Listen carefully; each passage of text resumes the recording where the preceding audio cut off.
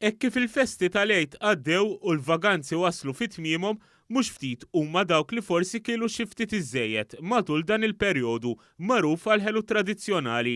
Bis-sajf wara l-bieb huma bosta dawk li jkunu ħerqanin biex iħejju għal ġranet tas-sajf meta wieħed ikun irid jidher aktar pulit fil-bajjiet.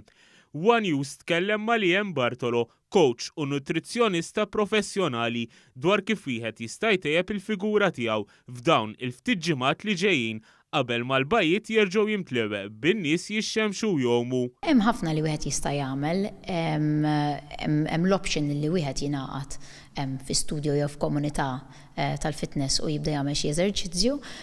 Jekk il-finanzi huma daqsxejn issikkati, hemm dejjem l-option li wieħed imur igawdi mixja fin-natura.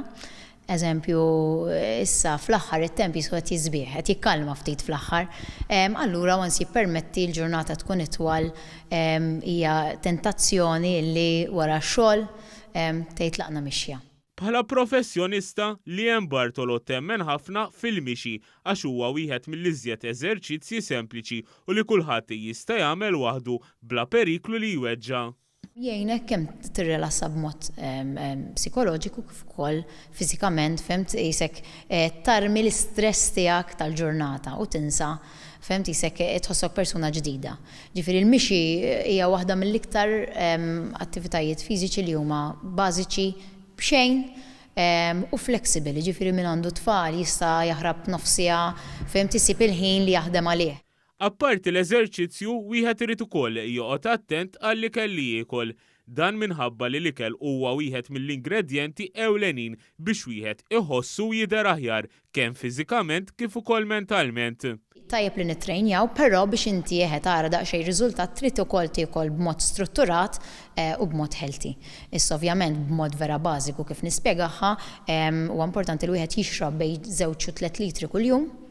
Titrenja u ma titrenjax, iktar ma titrenja importanti li żżid iktar fl-ilma, l-ilma jaffettwa ħafna l-mood tagħna, jaffettwa l-enerġija tagħna, tiskanta volja sempliċi ilma. Spjegat x'ikel wieħed irid jevita biex jiqpasan u jara riżultati aħjar.